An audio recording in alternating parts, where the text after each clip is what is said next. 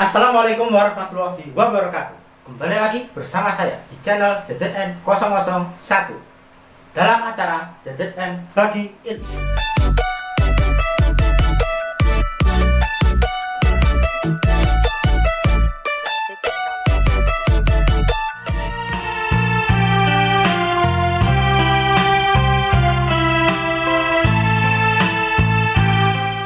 Di video kali ini kita akan membahas tentang seorang pemimpin, sosok dari seorang pemimpin.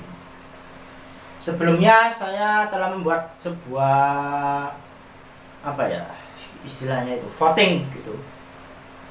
Ya, pertanyaannya, enak gak sih jadi seorang pemimpin itu? Di Instagram saya, ternyata 56% suara menjawab enak, sedangkan 44% lainnya menjawab tidak enak, gak enak. Itu menurut pendapat dari mereka. Lalu alasan mereka memilih enak gak enak, ya ada 4 orang, 4 narasumber yang memberikan alasan mereka bilang enak maupun tidak enak. Untuk yang pertama, dari Mas Fadil, dia menjawab enak. Kenapa? Karena menjadi seorang pemimpin itu untuk melatih jiwa kepemimpinan, betul ya? Jiwa memimpin. Lalu ada dari Feby, menjawab tidak enak. Alasannya karena menjadi seorang pemimpin itu tidak disadari kebaikannya, tapi diperbesar kesalahannya. Ya betul juga. Saya sendiri pun merasakan waktu menjadi seorang pemimpin. Apalagi pemimpin grup waktu itu ya. Kesalahannya itu satu tapi diperbesar, kebaikannya dilupakan. Lalu dari Mbak Anggi, ada 2 ini ya. Jawabannya ada 2. Yang pertama, jadi pemimpin itu bukan karena statusnya pemimpin, tapi jiwanya. Nah, yang kedua, kita bakal punya pengalaman lebih. Dari situ kita terlatih dengan kesalahan-kesalahan baru yang menjadikannya pelajaran untuk lebih baik. Itu kata dari Mbak Anggi. Lalu yang terakhir, dari salah satu teman saya, yaitu Mas Surya. Ini alasannya yang alasan umum. Menjadi seorang pemimpin itu enak. Enaknya kenapa? Ya karena pemimpin itu biasanya gajinya paling gede, paling akeh. Gajinya lebih banyak daripada yang lain. Ya betul. Betul juga ya. Tapi saya waktu menjadi pemimpin itu tidak ada bayaran ya. Padahal saya minta terus. Gak pernah dikasih. Oke. Ini pendapat dari mereka-mereka ini. Walaupun yang voting itu banyak, tapi yang memberikan alasannya ini cuma 4 orang yang saya sebutkan tadi. Saya bertanya pada salah satu teman saya, tidak mau disebutkan namanya. Dia pernah mengirim sebuah gambar. Sebenarnya gambarnya ini diambil dari Instagram banyak sekali. Bahwa jika ingin tidak disalahkan, tidak dibenci oleh orang, jangan jadi seorang pemimpin, jualan es krim saja. Kalau jualan es krim biasanya disukai sama anak-anak.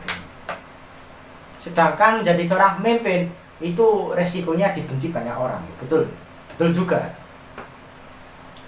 Ibaratnya itu 1000 kebaikan dikalahkan oleh 1 kesalahan. Jadi kita itu berbuat baik pada anggota 1000 kali, tapi karena 1 kesalahan, kebaikan itu hilang. Seperti itu. Contohnya saja seperti saya, ya. Kalau ditanya ya, menjadi pemimpin itu enak atau gak enak? Saya pernah memimpin sebuah grup, ya. Ya tergantung sih, tergantung kamu mimpin mana dulu. Kalau kamu mimpin sini, nek enak ya berarti enak. Kalau mimpin sini gak enak ya gak enak. Tergantung dari bakat, ya. Dari apa ya istilahnya itu, skill, pengalamannya, ya. Keunggulan dari orang itu. Dia punya keunggulan apa? Cocoknya jadi pemimpin di mana? Misal, ya. Seorang apa ya istilahnya ya? Seorang musisi, ya, menjadi pimpinan apa enaknya? Yang sekiranya bidangnya bukan musik. Misal itu. Gimana? Jelas beda rasanya. Anggotanya pun rasanya juga beda. Kenapa? Karena menjadi seorang pemimpin itu harus menyesuaikan kamu itu unggul di mana dulu. Kecuali kalau ingin mencari pengalaman baru. Nah, kalau menurut saya ya, menjadi pemimpin enak gak enak. Sebenarnya tergantung niatnya dulu. Kalau gak niat ya bilang aja gak enak. Kalau niat insya Allah enak. Saya menjadi pemimpin grup itu waktu itu belum niat. Jadi gimana ya? Jadi ya itu, saya walaupun sudah berbuat ya sekiranya menguntungkan anggota, ya, sampai-sampai saya harus mengeluarkan orang kepercayaan saya dari grup itu yang mengakibatkan masalah pribadi saya menjadi kacau, ya. Salah satunya saya suka sama adik dari orang kepercayaan saya itu. Tapi karena dia, ya, si kakaknya ini, yang mana orang kepercayaan saya itu, dia punya masalah di grup. Nah, lalu saya kumpulkan seluruh anggota dan telah diputuskan, termasuk dari pemilik grup, ya, para pembina grup. Pembinanya itu ada 5 orang, termasuk saya, tapi waktu itu saya ditunjuk sebagai pimpinan, menjadi ketua grupnya. Jadi otomatis saya agak turun pangkat dulu. Dan alhasil, ternyata suara dari 4 pembina memutuskan untuk agar mengeluarkan orang itu, ya. Sedangkan si korban ya pun demikian. Saya sendiri bingung karena keputusan terakhir ada di saya. Karena cuma saya yang belum memutuskan mengeluarkan atau dipertahankan. Waktu itu saya meminta untuk dipertahankan selama 1 bulan, ya. Karena saya ingin mencari bukti. Setelah saya kumpulkan bukti, ternyata memang betul dia bersalah. Ya, baik dari bukti para saksi, ya, dari bukti benda. Ya, kebetulan saya itu ya sedikit punya ahli dalam penyelidikan, ya. Walaupun tidak tahu teorinya, tapi saya bisa melakukannya waktu itu. Dan ternyata memang betul dia salah. Lalu rapat lagi, dia tidak hadir, ya. Setelah diputuskan, ternyata gimana, dikeluarkan atau gimana. Waktu itu saya minta waktu seminggu.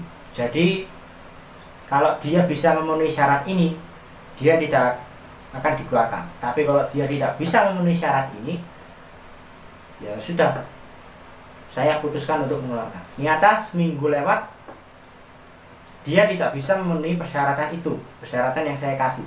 Akhirnya mau tidak mau saya harus memutuskan cara terang-terangan mengeluarkan dia. Apa yang terjadi? Beberapa hari kemudian justru hubungan saya dengan adiknya kacau banget. Ya, kacau ya. Ya walaupun saya sama itu belum belum resmi gitu ya istilahnya. Cuman kita itu sudah ngobrol baik. Tapi karena masalah ini akhirnya ya jadi kacau. Akhirnya saya harus jauh dari dia. Ya, sampai saya harus orang tuanya saya sampai bilang sama saya, suruh untuk agar jangan dekat-dekat. Ya jujur sakit. Ya, saya dibilang seperti itu sakit. Tapi mau tidak mau ya udah nurut aja. Ya mungkin karena ini salah satunya. Jadi seorang pemimpin itu harus punya ya, ada resiko jika ingin memutuskan sesuatu. Ya salah satunya itu tadi saya ya. Karena memutuskan hal ini, masalah pribadi saya pun juga menjadi taruhannya. Akhirnya seluruh anggota senang, saya yang senang. Itu salah satu contoh. Jadi seorang pemimpin itu harus rela berkorban. Tapi kadang pengorbanan itu tidak tidak dianggap oleh anggota. Ya memang awalnya sih dianggap, tapi lama kelamaan mereka juga sudah gak nganggap ya. Tapi saya masih ingat, karena saya yang menjadi korban dari masalah ini. Ya sedih juga. Itu salah satu contoh. Selain itu, menjadi seorang pemimpin itu ya, syarat dasar menjadi seorang pemimpin. Yang pertama, sebelum Anda terpilih menjadi pemimpin, ya, misalnya Anda sudah diancang-ancang menjadi pemimpin, ya, Anda harus niat. Minimal setelah Anda fix di deal menjadi pemimpin, saat itu Anda harus niat. Siap gak siap ya, harus siap. Saya pernah ini menjadi ketua kelas. Ya. Saya kaget, tiba-tiba terpilih saya. Sebenarnya waktu itu semua laki-lakinya itu mau dicalonkan, ya, ada 10 orang. Ternyata di urutan keempat, setelah menulis nama saya, ternyata di stop. Stopnya kenapa? Calonnya kebanyakan. Ya sudah, akhirnya sampai 4 nama saya, ya. Lalu dipilih. Kebetulan yang calon nomor 3 itu jejer saya, ya. Akhirnya saya sudah ancang-ancang, jejer saya yang jadi. Nyata separuh suara lebih milih saya. Ya, mau tidak mau ya harus diterima. Nyata. Dari 36 suara, 18 suara milih saya. Padahal saya sendiri pun belum milih. Ya, karena sudah di stop. Ya sudah, akhirnya saya yang jadi. Nah, pada saat itu sebenarnya saya agak deg-degan juga, tapi setelah deal, ya sudah, saya pada saat itu berniat semoga kepemimpinan saya selama setahun ke depan bisa berjalan dengan lancar, dengan baik. Dalam hati ya, saya waktu itu niatnya dalam hati. Karena kalau saya gak niat, itu bisa menjadi banyak masalah yang akan terjadi. Salah satunya pada saat saya menjadi pemimpin grup, ya, pemimpin organisasi gitu. Ya hasilnya seperti itu, banyak sekali masalah. Ya, saya melakukan satu kesalahan aja langsung besar. Sedangkan pada saat saya menjadi ketua kelas, karena saya niat, ya, berniat di awal, akhirnya selama setahun ke depan alhamdulillah tidak ada masalah yang besar. Mungkin ada masalah cuma kecil-kecil aja lah. Ya. Mungkin karena masalah telat atau masalah gak piket, seperti itu masalah kecil bagi saya. Gak sampai masalah besar, ya, sampai adu fisik itu gak ada. Kecuali kalau pada saat saya menjadi pemimpin grup. Oke. Selain itu saya juga punya pengalaman jadi koordinator band, sampai sekarang juga masih aktif, ya. Karena pada awal saya sudah niat, ya band ini tidak bubar, masih bertahan. Padahal sempat bubar selama 3 bulan, ya, setelah tampilan perdana. Ya, karena itu tujuan band ini dibentuk agar tampil di wisuda. Ternyata setelah wisuda, ternyata masih bersama lagi, ya. Sempat bubar 3 bulan, setelah itu bersatu lagi. Luar biasa itu. Nyata niat saya itu masih ada, nyata. Masih nyantol.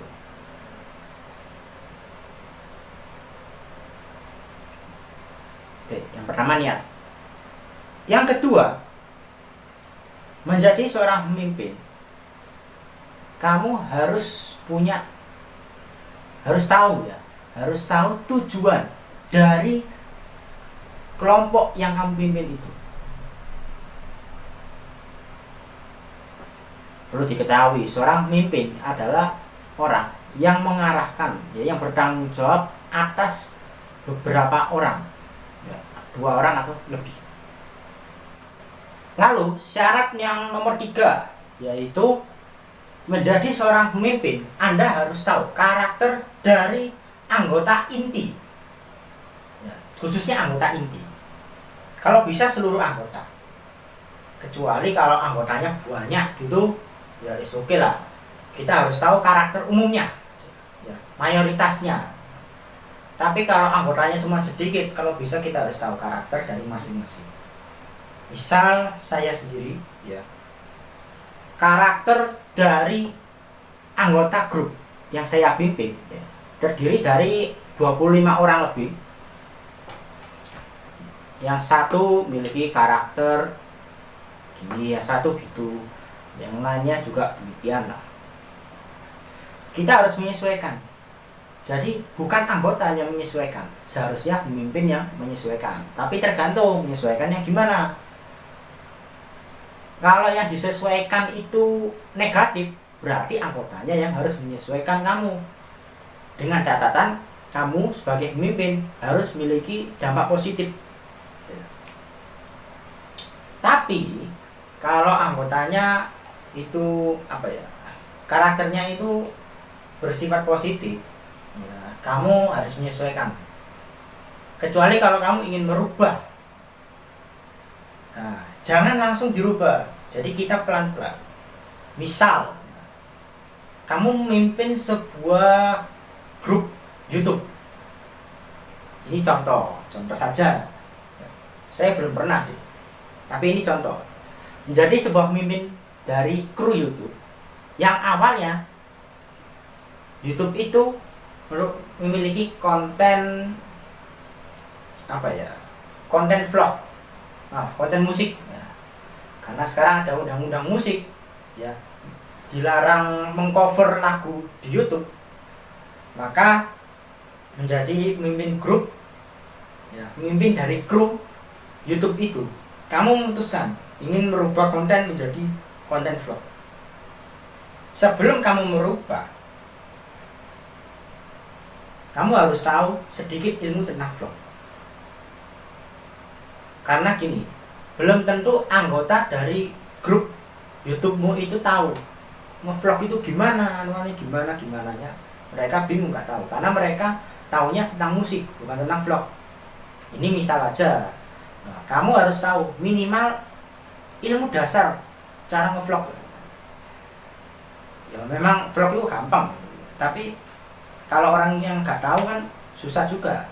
Seperti saya pun juga ilmunya juga masih kurang tentang vlog ini, saya pun belum aneh. Nah, lalu menjadi pemimpinnya kamu harus tahu dulu. Setelah kamu tahu ilmu dasarnya, kamu kasih tahu anggota, ini nge-vlog itu seperti ini, ya. Kamu menjadi kamera, nanti posisinya seperti ini. Kalau waktu nge-vlog kamu seperti ini, ya, seperti itu. Jadi pemimpin yang mengarahkan anggota, yang ngasih tahu jika ingin merubah yang sebelumnya itu ke tujuan A, dirubah ke tujuan B, ya, membentuk channel YouTube untuk menghibur diri, ya, dengan bermain musik, ternyata dirubah menjadi nge-vlog. Seperti itu contoh saja, contoh kecil, ya, contoh sederhana. Lalu ada lagi, ya, misalnya enaknya itu menjadi, ya, membentuk sebuah grup yang tujuannya apa ini enaknya? Intinya itu tujuannya ingin memperkenalkan budaya. Misalnya waktu itu budaya seni lukis, tapi lama-kelamaan bosen. Nah, akhirnya berganti ke seni musik. Nah, ternyata anggota dari grup itu tidak ada yang bisa musik. Apa yang terjadi? Memilih pemimpin baru. Bisa ya, bisa tidak, tergantung. Tapi kalau tidak memilih pemimpin baru, nah, pemimpin yang lama harus mengerti ilmu dasar musik. Minimal, ya, harus ngerti sebelum anggota. Kalau misalnya ada anggota yang mengerti, ya kamu menjadi pemimpin, belajar ke dia, nanti kamu bisa mengajari yang lain. Atau anggota itu bisa langsung mengajari kamu dan anggota lain. Jadi tetap kamu pemimpinnya, tapi kamu dapat ilmu dari anggotamu. tidak masalah. Memimpin mencari ilmu ke anggotanya itu tidak masalah, malah lebih baik. Jadi kamu kan bisa tahu, oh yang ini dia ini pinter musik, oh ini pinter ngevlog, ini pinter ini. Itu contohnya ya. Jadi kamu harus tahu karakter dari anggota itu terkadang bisa dikatakan sebagai karakter negatif, bisa karakter positif. Salah satu contohnya, waktu saya menjadi pemimpin grup, pernah ada permasalahan masalah tempat kumpul bersama. Ini yang menjadi persoalan berat buat saya. Salah satu persoalan berat. Mungkin bagi orang lain itu persoalan mudah, tapi tidak buat saya. Karena pilihannya dua, mau kumpul di kafe, KFC, MC Donald, ya, atau kumpul di warkop. Pilihan kedua ya, satu dan dua. Ternyata dalam satu grup itu yang terdiri dari 25 orangan itu membagi dirinya menjadi dua. Yang satu kubu dari pilihan satu, yang satu kubu dari pilihan dua. Nah, saya bingung karena saya menjadi pemimpinnya pada saat itu. Jika saya memutuskan pilihan satu, otomatis orang pilihan dua akan mereka sudah sepakat keluar dari grup. Sedangkan jika saya pilih pilihan dua, otomatis yang pilihan satu yang keluar. Konsekuensi menjadi seorang pemimpin, apapun keputusan dari seorang pemimpin harus siap dengan resikonya. Saya butuh waktu waktu itu. Saya minta waktu seminggu untuk berpikir. Ya. Nah, saya juga sadar ya, kalau yang sekiranya ekonominya nggak terlalu, atau mereka berhemat ya, ingin menabung, mungkin pilih warkop. Sedangkan yang sekiranya punya seperti sakit asma, karena di warkop kan banyak perokok ya biasanya. Nah, kan gak kuat sama asapnya, makanya mereka milih ke yang KFC. Padahal ya uangnya juga pas-pasan. Saya juga mempertimbangkan hal itu pada saat itu. Ditambah lagi ada anggota cewek. Kadang kan cewek itu gak suka ke warkop ya. Kebanyakan gak mau ke warkop, maunya ke kafe biasanya. Nah, saya pun juga mempertimbangkan hal itu. Jadi setelah saya pikir, karena anggota kalau di votingkan itu 50-50 ya, sama-sama banyak. Cuman ada beberapa yang gak ikut milih ya, mereka netral, terserah mau sini boleh, situ boleh. Setelah saya pikir, saya kumpulkan aja ke rumah saya. Akhirnya setelah berkumpul di rumah saya, dan ini merupakan pengalaman pertama dalam grup untuk mengumpulkan seluruh anggota di rumah anggota. Pertama rumah saya, karena sudah nyaman di rumah anggota, ternyata enak juga. Akhirnya saya memutuskan memilih pilihan tiga lagi, yaitu kita akan mengadakan kumpul bersama di rumah anggota bergilir. Ya mungkin ada yang setuju, ada yang enggak, tapi ini adalah pilihan netral. Dan alhamdulillah semuanya pada setuju. Setelah itu dikopiok ya, seperti arisan. Nyata kumpul berikutnya di rumah teman saya ya, rumah salah satu anggota. Sampai gitu. Jadi terkadang menjadi pemimpin itu harus bijaksana dalam memutuskan sesuatu. Jangan asal memutuskan itu aja. Ya, misalnya kamu dikasih pilihan satu atau pilihan dua, gak boleh pilihan lain. Oh, tidak bisa. Masih bisa, kamu masih bisa menambahkan pilihan. Tergantung dari hati dan pikiranmu. Asik. Jadi seperti itu. Memang memutuskan sesuatu ya, menjadi seorang pemimpin itu memang ada resiko, dan resiko yang paling besar itu adalah dibenci oleh banyak orang ya. Memang betul dibenci oleh banyak orang. Waktu itu ada anggota saya si A dan si B. Ya seperti kubu tadi ya, pilihan 1, pilihan 2 tadi. Dia punya anggota sendiri. Geng-gengan di satu grup itu. 2 geng besar. Sedangkan yang tidak ikut itu hanya beberapa. Dan itu adalah orang-orang yang saya katakan sebagai orang-orang kepercayaan saya pada saat itu. Mereka sengaja tidak ikut karena justru mereka ngasih tahu saya. Saya tidak mau menyebutkan namanya, takut nanti malah dibales ya. Intinya, saya berusaha untuk mendamaikan 2 orang ini, 2 pimpinannya ini. Karena mereka yang punya masalah malah ngajak-ngajak lain. Misal ya persoalan ini ya ada suatu masalah, tapi mereka, aku ingin putusan yang ini, aku ingin putusan yang itu. Nah, akhirnya saya harus turun tangan. Alhamdulillah setelah beberapa kali gini terus akhirnya 2 kubu ini berdamai. Tapi apa yang terjadi selanjutnya? Justru saya yang dibenci oleh mereka semua. Ini yang menjadi pertanyaan buat saya. Saya mendamaikan mereka, tapi saya yang harus dikorbankan. Saya malah dibenci sama anggota sendiri. Dan mirisnya, saya nggak mau kasih tahu siapa yang memberitahu saya. Ya, yang pasti ini orang kepercayaan saya. Yang tidak ikut kubu ini sama kubu itu. Dia ngasih tahu saya bahwa si 2 kubu ini sudah bersama, ya sudah damai, tapi berusaha menjatuhkan saya. Ini yang sulit nih.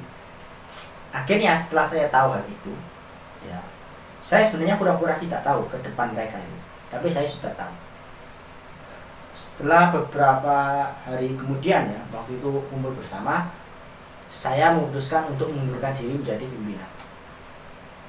Ya, saya bilang aja alasannya karena saya ada job lain. Saya katakan seperti itu. Ibaratnya gimana ya? Waktu itu kan saya ada masalah yang berkaitan dengan yang orang percayaan saya yang dikeluarkan tadi itu. Makanya kan saya ingin menyelesaikan masalah itu dengan adiknya. Makanya saya agar fokus, saya mengundurkan diri menjadi pimpinan. Itu alasan saya waktu itu. Akhirnya saya mengundurkan diri di saat nama grupnya itu diganti. Ya, karena sepakat, akhirnya kita bagi 2 grup ini.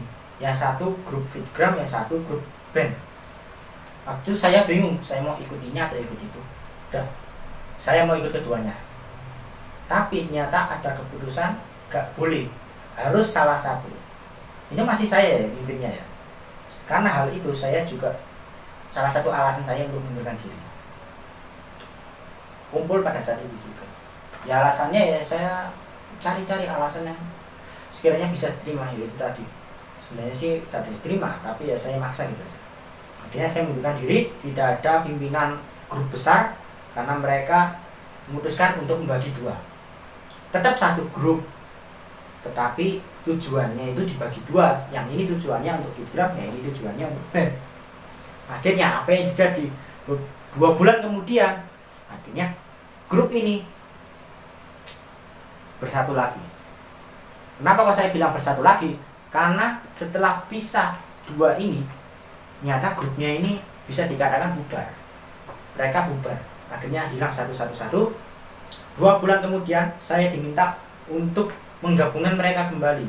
Kita bikin grup lagi. Nah, ini tugas berat buat saya pada saat itu.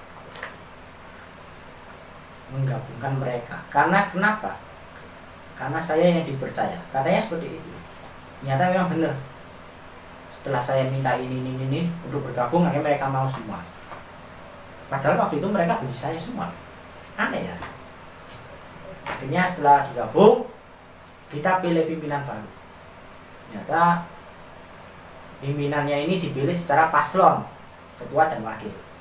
Karena mereka tidak mau seperti waktu saya yang menjadi pimpinan pada saat itu, pengurusnya itu terpilih secara voting. Hasilnya yaitu tadi. Akhirnya terpilih paslon 1, 2, 3.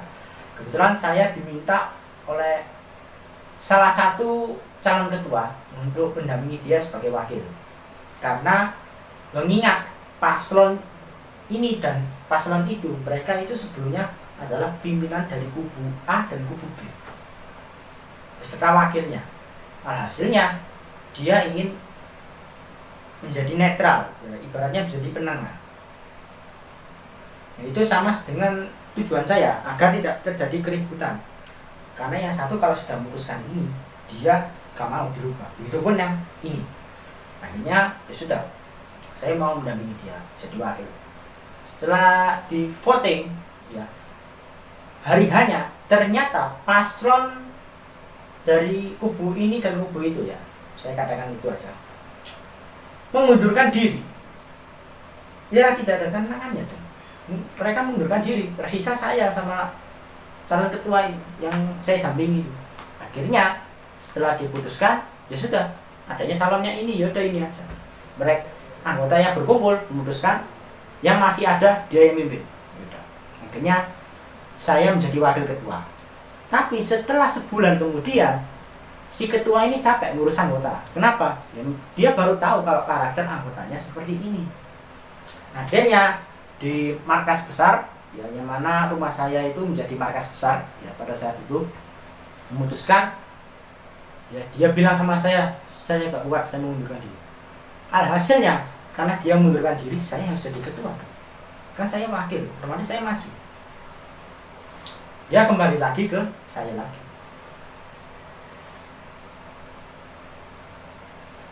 Pimpinan terakhir saya itu.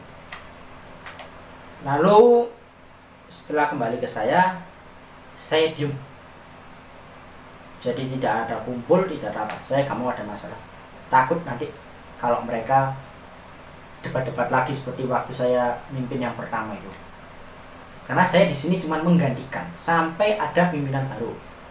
Lalu bulan November ternyata ada pimpinan baru, cewek. Tapi gak dianggap sama pembina. Tapi tetap saya milih dia. Karena waktu itu pembina saya suruh untuk mencari pengganti. Ternyata mereka gak mau, ya saya yang cari pengganti. Akhirnya adik dari ketua yang mengundurkan diri itu saya suruh menjadi pimpinan, cewek. Akhirnya dia mau, tetapi karena gak dianggap sama pembina, akhirnya dia mundur. Ujung-ujungnya saya yang harus gantiin dia. Ya sudah, sampai akhirnya gak tahu grup ini masih ada atau tidak.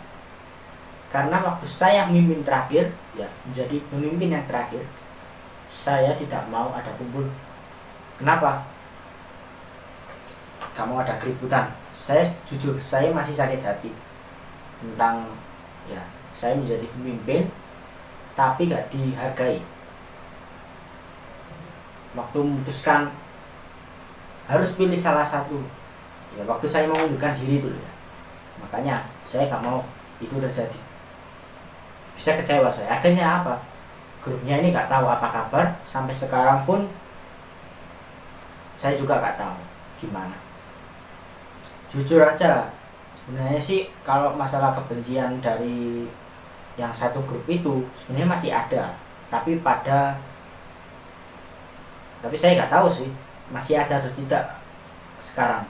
Karena saya kalau ketemu dia baik sama saya pun juga baik sama dia. Tapi nggak tahu kalau di belakang, saya nggak tahu.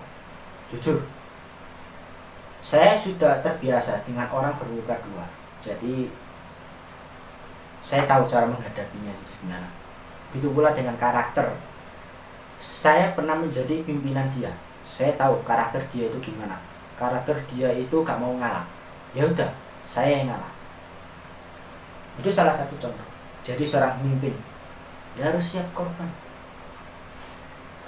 Harus siap ngalah sama anggota. Selama hal itu tidak berdampak negatif. Jadi salah satu hal duka saya menjadi seorang pemimpin. Saya dibenci seluruh anggota membenci saya. Hanya beberapa orang kepercayaan saya saja yang ngasih tahu saya. Tapi saya bilang sama dia, kamu ikut aja mereka. Karena kalau kamu gak ikut mereka akan curiga. Kamu menjadi mata-mata saya. Karena saya itu gimana ya? Juga butuh mata-mata. Jadi saya suruh tetap ikut sama mereka. ya kamu di depan saya benci saya, waktu kumpul bersama kamu bilang aja aku benci, tapi di belakang dia adalah orang kepercayaan saya. Jadi saya tahu rencana mereka itu apa, ini apa. Mereka nggak tahu saya ini kan pernah menjadi salah satu penyelidik ya di sekolah saya. Dan memang sebenarnya sih pekerjaannya itu cukup mudah. Jadi seorang penyelidik itu bisa dikatakan mudah, bisa dikatakan susah. Sebenarnya banyak susahnya, ya banyak mikir. Tapi kalau petunjuknya itu gampang, itu sebenarnya mudah. Salah satu contoh, saya pernah disuruh untuk menyelidiki ya, pasangannya dari teman saya itu ya, dia itu suka sama siapa. Saya pernah menyelidiki dan hasilnya ketemu. Ternyata sih gak boleh. Hasilnya saya jadi orang ketiga. Oke, itu salah satu contoh. Selain itu, menjadi pemimpin itu juga enak. Enaknya apa? Kita bisa mengenal banyak orang. Misal menjadi pemimpin sebuah organisasi, kamu bisa tahu pimpinan dari organisasi-organisasi lain. Kamu bisa bersosialisasi dengan mereka. Ini merupakan hal yang paling enak, karena sesama pemimpin mereka sepemikiran biasanya ya. Contoh seperti saya waktu menjadi ketua kelas.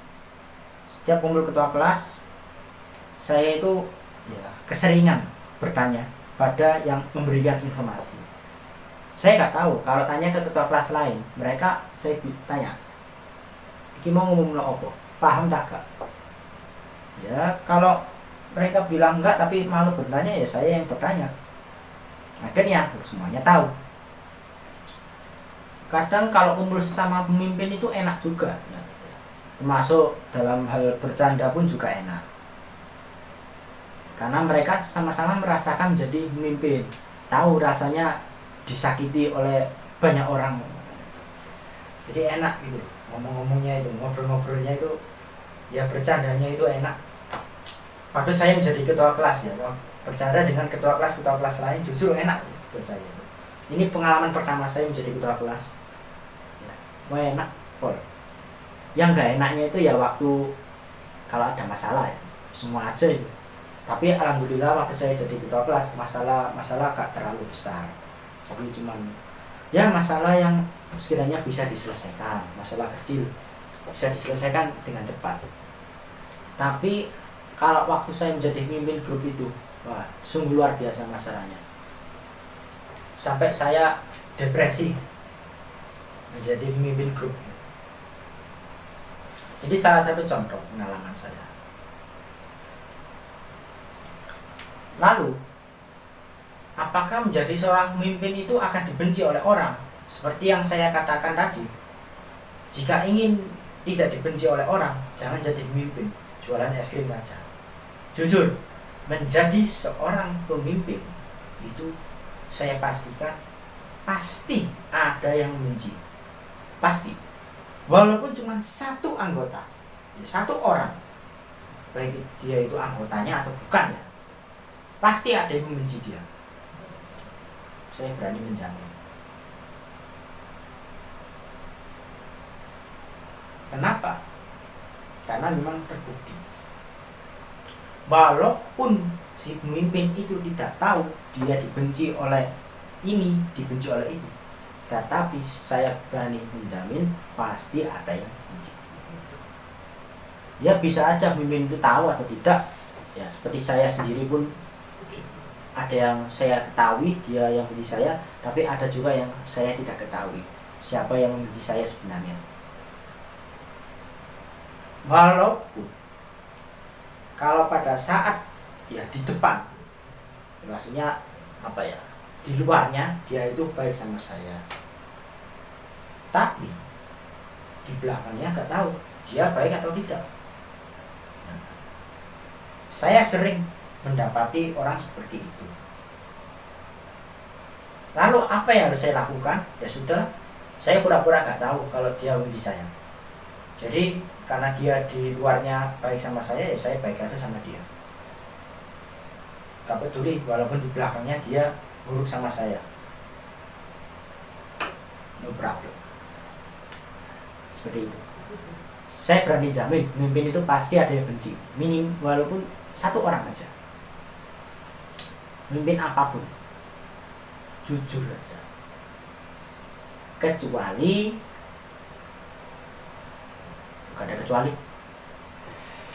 Oke. Lalu ada lagi menjadi seorang pemimpin. Pemimpin apapun, baik pemimpin upacara, pemimpin kelas, pemimpin perusahaan, apapun pemimpinnya, ya, Anda harus bersikap bijaksana, khususnya pada anggota yang kamu pimpin.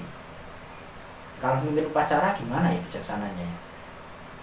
Saya juga nggak tahu. Tapi yang pasti pemimpin upacara, dia yang memimpin pasukan itu, semua pasukan, ya, memimpin jalannya upacara. Jadi dia harus gimana caranya agar upacara itu berjalan dengan baik.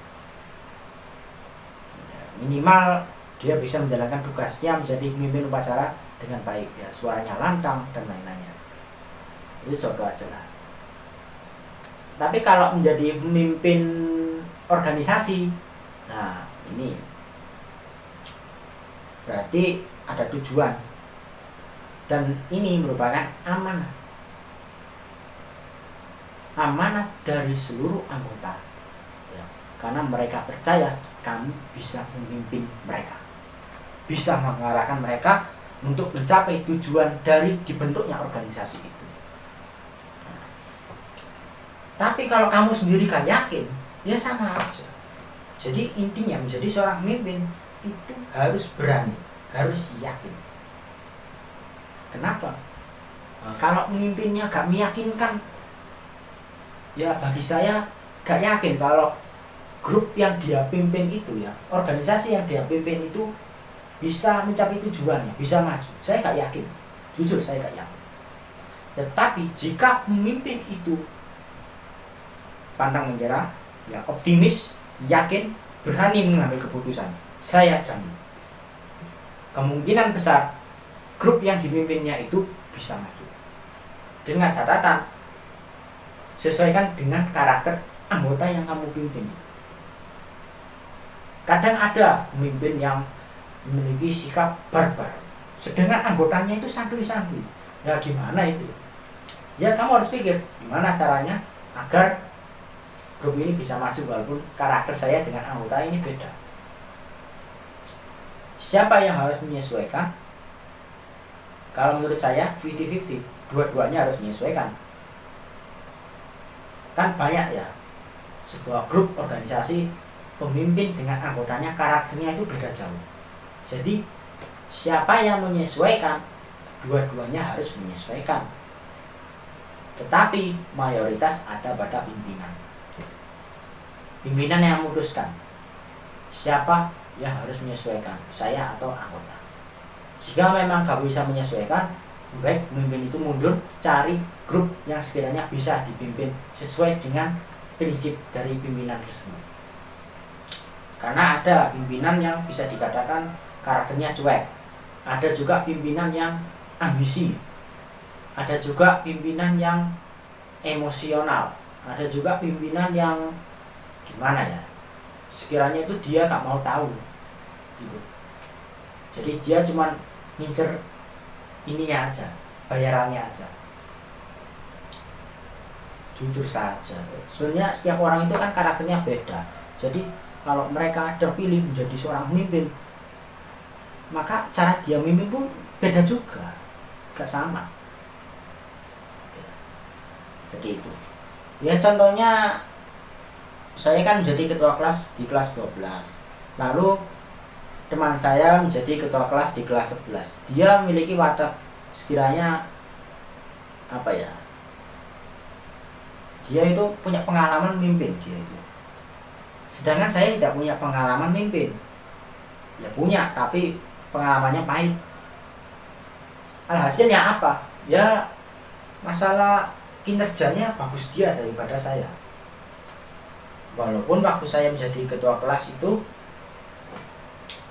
ya masalah besar tidak terlalu banyak, tetapi jujur kinerjanya bagus dia. Waktu ikut lomba dia menang terus ya, kelas saya itu menang terus waktu dia yang mimpin. Tapi waktu saya yang mimpin dia menang cuma sekali aja, juara 3. Tapi enaknya waktu saya mimpin itu kita gak perlu banyak-banyak. Lomba kebersihan yang kelas lain itu hanya bondo cat, bondo apa aja ya, yang mahal-mahal itu. Kelas saya, waktu saya yang mimpin, kelasnya kalau dicat itu makan waktu banyak. Jadi karena lomba kebersihan, minimal kita harus memenuhi persyaratan itu. Waktu itu lomba kebersihan kelasnya itu persyaratannya kelas harus bersih, ya, bangku tertata rapi, ada poster ini, poster itu, ada mading dan lain-lainnya. Nah, kita harus penuhi aja persyaratan itu. Termasuk juga taman kelasnya. Nah, harus ada tumbuhan ini. Ya kita penuhi aja persyaratan itu. Alhasilnya pada saat itu saya, ya, kelas saya juara 3. Karena jurinya itu beda, kelas 10, kelas 11 dan kelas 12 itu beda. Keenaknya itu. Jadi juara satunya itu kelas 10, juara 2-nya kelas 11, juara 3 kelas saya, kelas 12. Nah, saya masih ingat itu, momen itu merupakan pengalaman ya bisa dikatakan pengalaman baik buat saya selama menjadi seorang pemimpin. Karena baru ini saya menjadi pemimpin dan ada penghargaannya. Ya walaupun cuman map dan uang, ya. Nah, uangnya itu saya taruh di kas. Jujur, ini pengalaman terbaik. Karena waktu saya memimpin grup, saya tidak pernah mendapatkan pengalaman baik. Banyak masalahnya. Waktu menjadi band, ya menjadi koordinator band, ini pengalaman baik saya juga. Karena band saya terpilih menjadi tampilan perdana, pembuka wisuda. Waktu saya SMP, ya tasyakuran UNBK. Luar biasa, saya juga gak nyangka band saya bisa menjadi pembuka, band pembuka dari 7 band yang terpilih. Padahal waktu seleksi band saya itu bisa dikatakan menjadi band yang paling jelek waktu seleksi. Tetapi waktu tampil kita dipercaya menjadi tampilan pertama dan bisa menampilkan tampilan yang maksimal. Alhamdulillah. Salah satu pengalaman terbaik saya waktu menjadi pimpinan, menjadi koordinator band. Ini merupakan suatu kebanggaan buat saya dan teman-teman saya, ya. Karena kita itu, ya, jujur ya, band saya, band SMP saya, ya, band Putra Esteem, itu merupakan band sisaan dari kelas saya. Kan waktu itu guru saya, Pak Sulung, itu meminta agar membentuk 5 band. Nah, kebetulan band 1 sampai band 4 ya, itu sudah terbentuk. Mereka sudah sepakat anggotanya ini.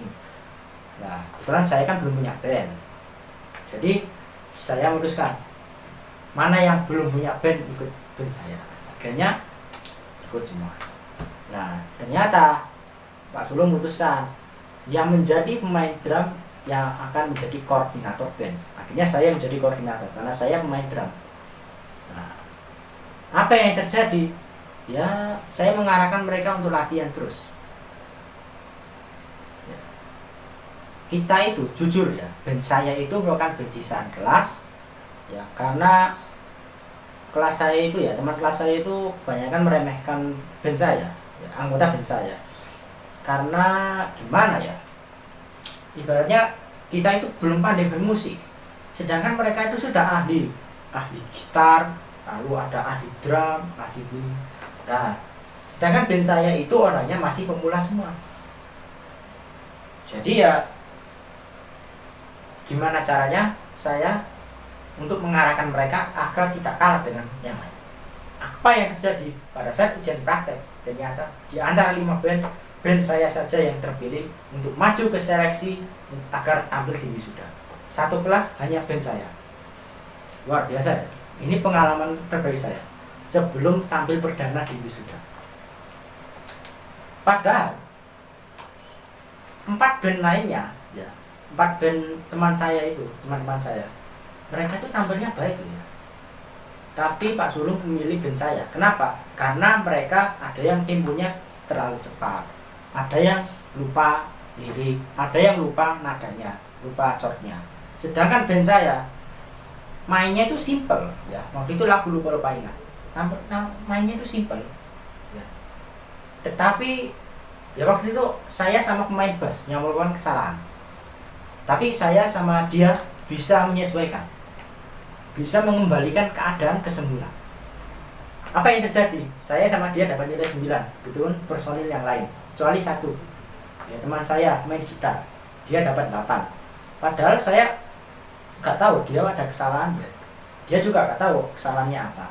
Ya mungkin Pak Sulung ada alasannya. Ini merupakan keajaiban buat band saya. Ya, bisa dapat nilai 9 semua, ya. Rata-rata 9. Sedangkan teman-teman saya 4 band lainnya itu rata-ratanya 8 dan 7. Padahal waktu itu kita ini noob semua ya, tapi bisa.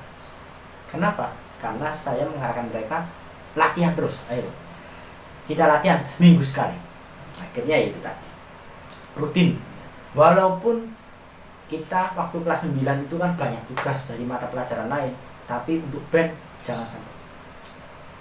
Ya saya tuh gimana ya, hampir semua mata pelajaran waktu ujian praktek saya itu satu kelompok sama band saya. Nah, makanya enaknya ya itu tadi, bisa menyesuaikan juga. Jadi waktu pelajaran prakarya, ya, tata boga, ya masak gitu. Ya walaupun di tata boga kita lemah, ya sudah taplaknya nggak ada, lalu makanannya ya nasinya banyak sekali, ikannya sedikit, ya. Padahal penilaian ya. Sedangkan kelompok lain itu ikannya banyak, nasinya sedikit. Apa yang terjadi? Ya saya nggak tahu nilainya dapat berapa. Yang penting berpartisipasi. Kalau nggak berpartisipasi ya nggak dapat nilai. Karena kenapa? Karena kelompok saya itu fokusnya di mata pelajaran seni budaya. Ya, masalahnya itu tadi. Tapi ya itu enaknya kita di seni budaya dapat rata-rata 9. Alhamdulillah. Maju ke seleksi.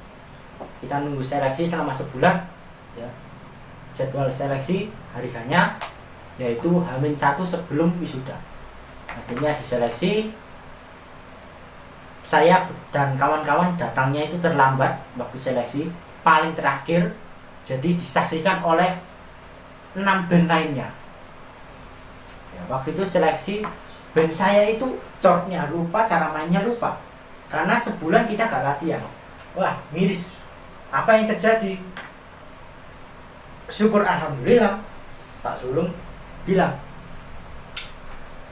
7 band yang ikut seleksi, ya, yang lulus semuanya lulus, tetapi yang tampilnya jelek tampil di awal, karena waktu itu mengira tamunya, ya, komite sekolah dan lain-lainnya itu datangnya mungkin agak siang. Ternyata waktu wisuda belum dimulai semuanya sudah datang, tamu undangan sudah datang. Jadi ini wah, tapi mau tidak mau ya kita harus tampil pertama. Karena waktu itu band saya disuruh tampil pertama, dikiranya tamunya belum datang, ternyata sudah datang. Akhirnya karena datanya sudah ada di MC, jadi memanggil band saya maju. Saya dan kawan-kawan dan ditutup karena menjadi pembuka. Dan ini wisuda perdana yang diadakan di sekolah sendiri. Karena biasanya sekolah saya itu di Masjid Agung. Ini paling pertama diadakan di sekolah dan ada bandnya juga. Dan ditutup ya waktu itu. Ternyata saya itu mainnya agak geter, ya, tangan saya ini geter-geter karena disaksikan oleh teman-teman satu sekolah, wali murid, tamu undangan yang penting. Apa yang terjadi? Alhamdulillah sukses. Ada di YouTube, ya, di YouTube saya bisa dicek videonya. Walaupun layarnya agak buram, ya, tapi musiknya ya enak didengar. Tetap lagu lupa ingat. Pengalaman terbaik saya menjadi koordinator band karena bisa membuat band ini tampil. Saya tidak lupa bahwa keberhasilan saya ini juga didukung oleh anggota bandnya dan juga mentor band, yaitu Pak Tebu. Terima kasih Pak atas ilmu-ilmunya. Begitu pula dengan Pak Sulung yang telah mengajarkan saya dan kawan-kawan ilmu dasar dari alat-alat musik band, yang membuat saya dan kawan-kawan juga bisa semua alat musik. Jadi band Putra Esteem setelah itu sempat bubar selama 3 bulan. Di bulan November saya ketemu Mas Dio, ya, main keyboard. Kita ngobrol-ngobrol tentang kisah waktu tampil itu. Akhirnya di bulan Desember kita bersatu lagi. Walaupun ada beberapa yang diganti personilnya karena gak bisa ikut, ya.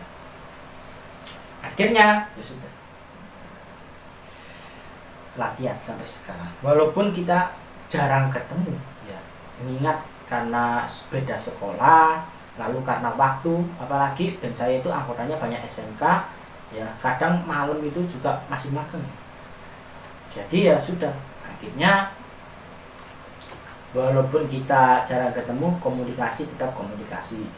Bulan di WhatsApp masih ada komunikasi baik, ya, dari mereka semua. Kenapa? Karena kita ini bisa dikatakan sebagai saudara, karena punya pengalaman baik sama-sama.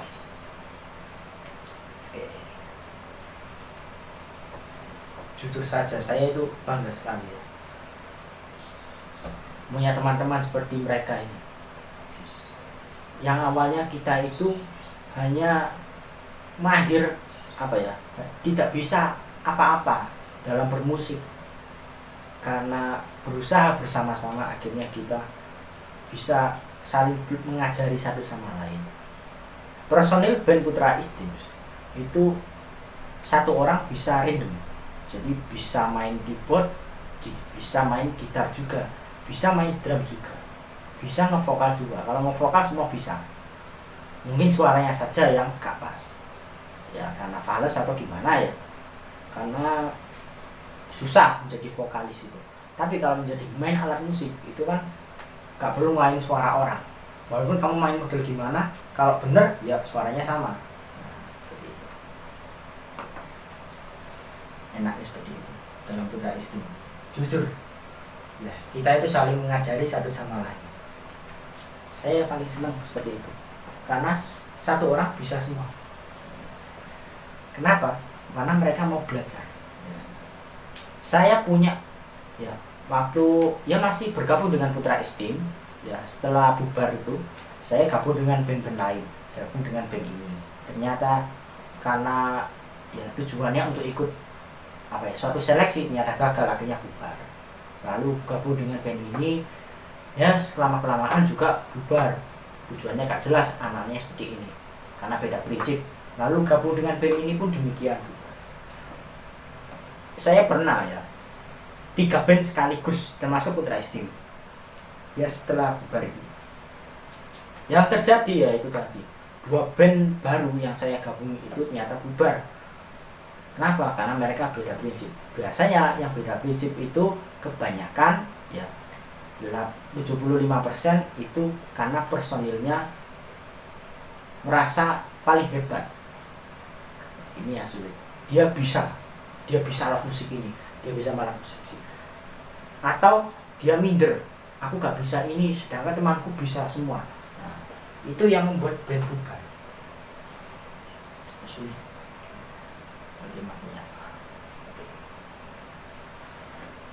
Salah satu contoh, ya. Oke, mungkin saja dari saya untuk video kali ini.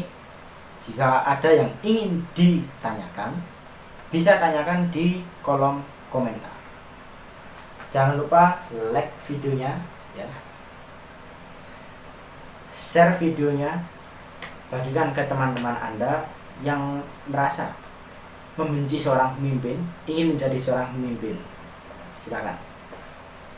Dan yang terpenting, subscribe channelnya bagi yang belum. Terima kasih karena telah menonton video ini. Wassalamualaikum warahmatullahi wabarakatuh.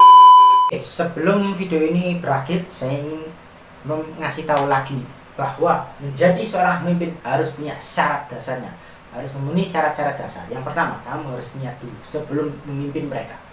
Yang kedua, kamu harus tahu tujuan dari apa yang kamu pimpin itu, dari kelompok yang kamu pimpin itu, tujuannya itu apa dibentuk kelompok itu. Yang ketiga, kamu harus tahu karakter dari anggota yang kamu pimpin, khususnya anggota inti. Ya. Yang keempat, kamu harus punya sikap bijaksana, berani, yakin, percaya diri. Ya. Karena ini merupakan amanah dari mereka-mereka yang kamu pimpin itu. Mereka percaya bahwa kamu bisa mengarahkan mereka, kamu bisa memimpin mereka, membina mereka. Ya. Sebabnya kamu menjadi seorang pemimpin. Kamu harus punya banyak wawasan. Wawasanmu harus lebih besar, lebih luas dari mereka-mereka semua ini. Yang minimal kamu harus lebih unggul. Unggulnya gimana? Ya kamu harus tahu ilmu kamu itu harus lebih banyak dari mereka. Walaupun ada sih anggota yang bisa dikatakan lebih pinter, tapi kamu jangan minder. Aku menjadi pemimpin tapi kok minder anggotanya daripada aku. Kamu jangan minder, kamu harus yakin. Asalkan ilmu yang kamu miliki itu bersikap positif. Ya, tidak dikatakan sebagai ilmu yang sesat, ya, dan bisa diterima oleh anggota. Intinya, kamu harus siap menerima resiko menjadi seorang pemimpin. Mungkin dibenci oleh banyak orang. Ya, itu resikonya. Salah satunya dibenci oleh orang, minimal satu aja, pasti ada yang benci pada seorang pemimpin, dan itu kamu harus terima. Oke, see you next time. Sampai jumpa lagi di video berikutnya. Dadah.